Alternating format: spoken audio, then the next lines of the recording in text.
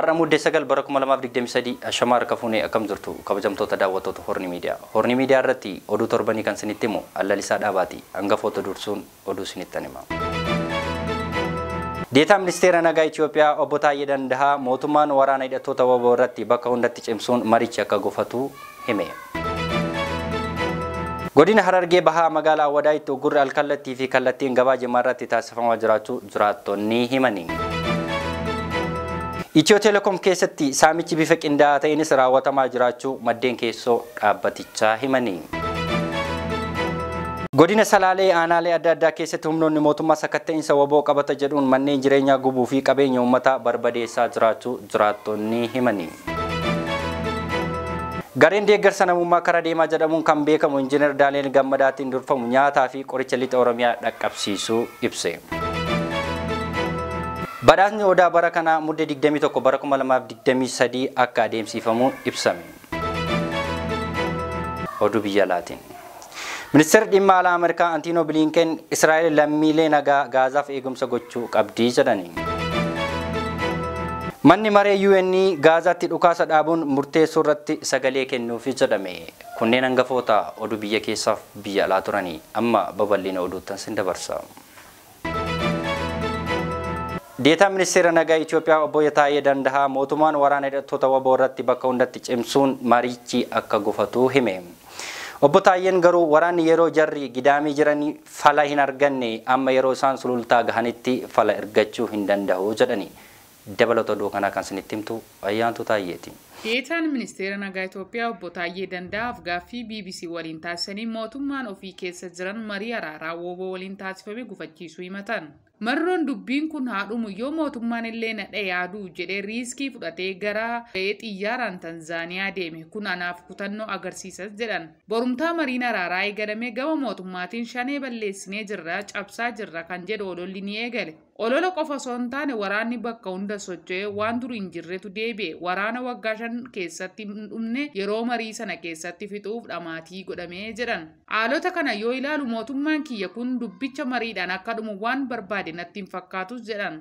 Mariin mootummaa fi WBO gidduutti milkii malee erga xumurame booda biiroon kominikeeshinii Oromiyaa qaamni nageenya didee dirqama araaraatti akka deebi'uuf tarkaanfiin fudhatamaa jira jechuun ibsa baasee ture. Obbo Taayyeen garuu waraanni yeroo jarri gidaamii jiran fala hin finne amma yeroo sulultaa gaanetti rakkoon furuu yaada jedhu qabu. Kana malees muummicha ministeeraa Abiy Ahmed waliin marsaa lama qaamaan wal arganii itti haasa'uu himan. Waan Oromiyaa irraa isaan dhaqqabu gabaasa sobaati misooma jedhamu kijiba hin jiru. Waan nagaan wal qabatee himus akkas miti uummanni keenya dhumuutti jiras jedhanii itti himuu dubbatu. Godina Harargee Bahaa magaalaa Awwadaayitti uggurri alkallattii fi kallattiin gabaa jimaa irratti taasifamaa jiraachuu jiraattonni himani. Keellaawwan beekamaa fi hin beekamne dhaabuun jimaan gara magaalota Somaaliyaa geeffamee akka gabaa hin arganne taasisaa jiraachuu jiraattonni himani. Dabalata qabna. Godina Harargee Bahaa magaalaa Awwadaayitti uggurri alkallattii fi kallattiin gabaa jimaa irratti taasifamaa jiraachuu jiraattonni himani. Keellaawwan beekamanii fi hin beekamne dhaabuun jimaan gara magaalota Somaaliyaa geeffamee akka gabaa hin arganne taasisaa jira jedhani. Humnoonni waraana mootummaa magaalaa Awwadaay baay'inaan qubatanii akka jiran maddeen himanii jiru. Uggurri kallattii fi alkallattii madda qonnaan bulaa Oromoo irratti ba'aa ta'ee jimaa irratti xiyyeeffatee taasifamaa jira jedhani jiraattonni dubbisne. Kun immoo gabaaf qonnaan bulaa gargar fageessee rakkoo diinagdee saaxilaa jiraachuu jiraattonni himani. Gabaan jimaa hojii eegalamuun kun maaliif ta'a sababa jedhuun waraanni hedduun magaalaa Awwadaay buufatee shororkaa uumuu himaa jiru jiraattonni dubbisne. Haalli humnoonni mootummaa gochaa jiran kun ammoo goolomsaa fi sodaa hamaa uummata keessatti uumee jiraachuus himu. Keellaan duraan jiru bifa addaa fi keellaan biraas uumuun uummanni akka hin sochoone magaala tokkorraa magaala biraa akka hin seenne eegumsi cimaan gochaa jiru jedhani. Namoonni hedduunis waajjira poolisii magaalaa Awwadaayitti hidhamanii rakkachaa jiraachuu jiraattonni himu. Maallaqa akka kennamuufis dirqamaan gaafatamaa jiraachuus himu. Naannoon sun nageenya qaba kan jedhan maddeen lolli kamuu qaama kam waliinuu naannoo sanatti taasifamee hin beeku jedhu. Amma dararaan bira darbees ajjeechaa raawwachaa jiraachuus jiraattonni kun himu. Humnoonni mootummaa dhiheenya kana bifa addaan magaalaa Awwadaay heddumminaan buufachuun dararaa adda addaa raawwachaa jiraachuus jiraattonni himaniiru. Itiyoo Telekom keessatti saamichi bifa qindaa'aa ta'eenis raawwatamaa jiraachuu maddeen keessoo dhaabbatichaa himanii. Dhaabbaticha keessattis caasaa akka saamichaaf tolutti dhalattoota naannoo tokko qofaa ijaaramee saamichi bal'aan dhaabbaticha keessatti taasifamaa jiraachuu jiraattonni maddeen dhaabicha keessaa dubbatanii. dabalata qabna. Itiyoo Telekoom keessatti saamichi bifa qindaa'aa ta'een raawwatamaa jiraachuu maddeen keessoo dhaabbatichaa himani. Dhaabbaticha keessatti caasaan akka saamichaaf tolutti dhalattoota naannoo tokkoo qofaan ijaaramee saamicha bal'aa dhaabbaticha keessatti taasisaa jiraachuu maddeen himanii jiru. Qabata afaan hojii mootummaa federaalaa afaan Amaaraati jedhuun qormaanni hojjetaa haaraa qacaruufis bahu afaan Amaaraati jedhu warri keessa beekan. Kanaanis warri qajeeltootti afaan Amaaraa hin beekne ga'umsa ogummaa qabaatan illee akka hin qacaramne ta'uu jedhani. Haala kanaan waajjiraaleen federaalaa fi magaalaa Finfinnee dhalattoota naannoo tokkoo akka dhuunfatu taasifamuun himu. Warri dhaabbilee kana dursee dhuunfata immoo wal ijaaruun caasaa loogii fi saamicha akka ijaarratan carraa banuun himu warri keessa beekan. Dhaabbileen kanneen keessaa Itiyoo Telekoom isa tokko. Gita hooggansa olaanaa dhaabbatichaa chief jedhamuun beekamu irrattis damee service operation center jedhamu irraa kan hafe dameeleen hojii dhaabbatichaa kan hoogganan dhalattoota saba tokkoo qofaa ta'uu raagaan kana irratti argame ni mul'isa. Gabaasni adoolessaa 4/2023 baase namoota gita hojii gaggeessummaan dhaabbata Itiyoo Telekoom irratti baatii waxabajjii 2023 keessa muudaman 13 keessaa dhalattoota Oromoo tokko qofaatu ta'uu agarsiisa. Hoogganaan dhaabbatichaa dhalattoota saba tokkoo qofaan dhuunfatamuun saamichi qabeenya dhaabbatichaa bifa qindaa'aa ta'een akka raawwatamuu fi daandii saaqee jira jedhan maddeen keessoo dhaabbatichaa. Dhaabni Itiyoo Telekoom qacarrii humna namaa ulaagaa dhaabbatichi al-sabummaa fi malaammaltummaa irratti xiyyeeffachuun raawwataa turu isaa raagaaleen keessoo dhaabbatichaa ergaman wabeeffachuun gabaasaa turuun keenya ni yaadatama. Dhaabbatichi dhaabbata biyyaalessaa osoo hin taane dhaabbata nama dhuunfaa yookaan garee wayii fakkaata kan jedhan maddi odeeffannoo hojiilee beeksisaa. Akkaataa dambiin beeksisaattis osoo hin taane akkaataa wal beekumsaattis raawwatamaa jira jedhu. Dhaabbaticha kan hoogganan dhalattoota naannoo tokkoo waan ta'aniifis akka barbaadanitti hidda saamichaa fi hiriirfatanii saamaa jiru jedhani. Hojii beeksisaa miidiyaalee hojjetaniifis hoogganaan Itiyoo Telekoom miidiyaalee dhuunfaa muraasa filatee waliin hojjeta kan jedhan maddeen miidiyaan mootummaatiifis kennuufis ni fedha jedhu. Hoogganaan Itiyoo Telekoom hojii beeksisaa fi piroomooshinii harka guddaa miidiyaalee dhuunfaa filatanii waliin hojjetu. Kunis maallaqa qabaata beeksisaa fi piroomooshinis miidiyaaleef kaffalan qixa waliin waan qooddataniifis akka ta'e himu. Dhaabbileen mootummaa federaalaa humna elektirikaa Itoophiyaa, baankii biyyaalessaa, baankii misoomaa, daandii qilleensa Itoophiyaa, intarpiraayizimii paabliik federaalaa, abbaa taayitaa daandiiwwan Itoophiyaa dabalatee waajjiraaleen mootummaa federaalaa fi magaalaa Finfinnee biiroo hedduunis haaluma wal fakkaatuun dhalattoota naannoo tokko qofaa dhuunfatamuu saamichaa fi haala mijeessaa jira jedhu warri keessa beekan. Godina Salaalee aanaalee adda addaa keessatti humnoonni mootummaa sakatta'insa waboo qabata jedhuunis manneen jireenyaa gubuu fi qabeenya uummataa barbadeessaa jiraachuu jiraattonni himani. Godinuma Salaalee aanaa irrattis humnoonni finxaaleeyyii daangaa cabsuun haleellaa fi saamicha raawwachuun itti fufanii jiraachuu jiraattonni himani. Dabalata qabna.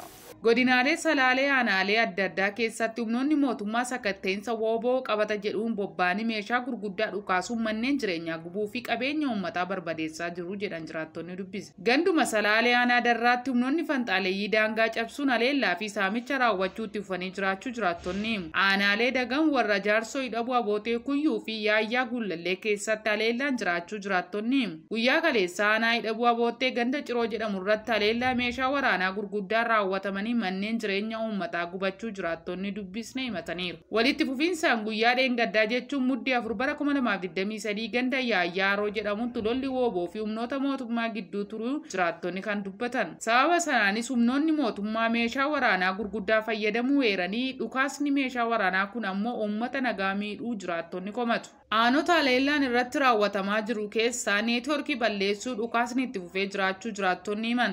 Aanaa Dagam keessaa gandoota Yaayyaaroo, Qundee, Leellisaa, Alii, Darroo, Hidhabuu Aboottee keessaa gandoota Gidaboo, Kiraafoo, aanaa Yaayyaa Gullallee gandoota tokko tokko keessatti dhukaasnii fi miidhamni uummataa itti fufee jiraachuu dubbatan. Manneen jiraattotaa hedduu gubachuu fi qabeenyi manca'uu kan ibsan jiraattonni muddamni uummataa dhageettii dhabuu himu. Midhaan ala jiru sassaabbachuu hin danda'amne kan jedhan jiraattonni midhaan ooyiruu keessatti gubachaa jira jedhan. Gama biraan aanaa Dharraa gandoota Sarara Qulluu, Tuuttii fi Kuluu jedhamtutti humnoonni finxaaleeyyii naannoo Amaaraa daangaa cabsuun guyyaa guyyaan haleellaa walitti fufaa raawwachaa jiru jedhame. Humnoonni kun qabeenya saamuu horii uffachuu fi dhukaasa walitti fufiinsaan taasisaa jiru jedhan jiraattonni. Gareen deeggarsa namummaa karaa deemaa jedhamuun kan beekamu Injiinar Daalee Gammadaatiin durfamu nyaataa fi qoricha lixa Oromiyaa dhaqqabsiisuu ibse.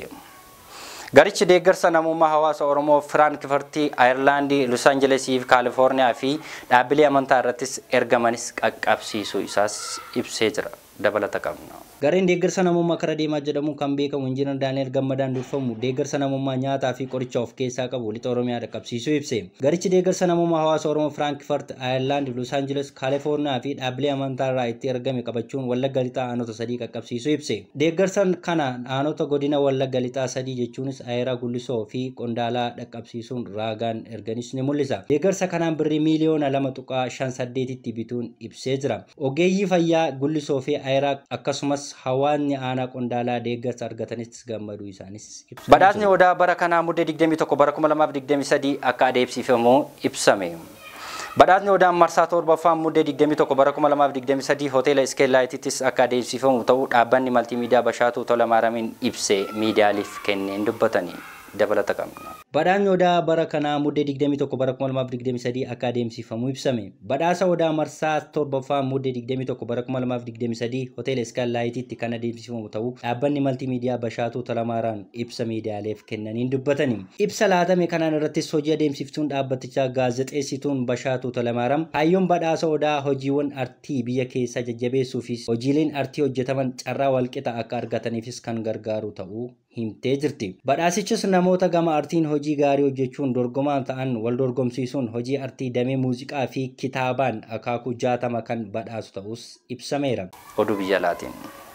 Ministeerri dhimma alaa Ameerikaa Antiinoo Bilinken Israa'el lammiilee nagaa Gaazaaf eegumsa gochuu qabdi jedhani.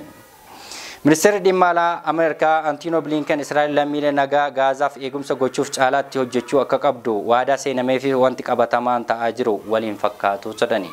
dabalata qabna. Ministeerri dhimma alaa Ameerikaa Antiinoo Bilinken Israa'el lammiilee nagaa Gaazaaf eegumsa gochuuf caalaatti hojjechuu akka qabdu akeekkachiisan. Bilinken waadaa seenameefis wanti qabatamaan ta'aa jiru waliin fakkaatu jedhani. Lolli kibba Gaazaa kan Yuunisteetii itti fufee jiraachuus himatu.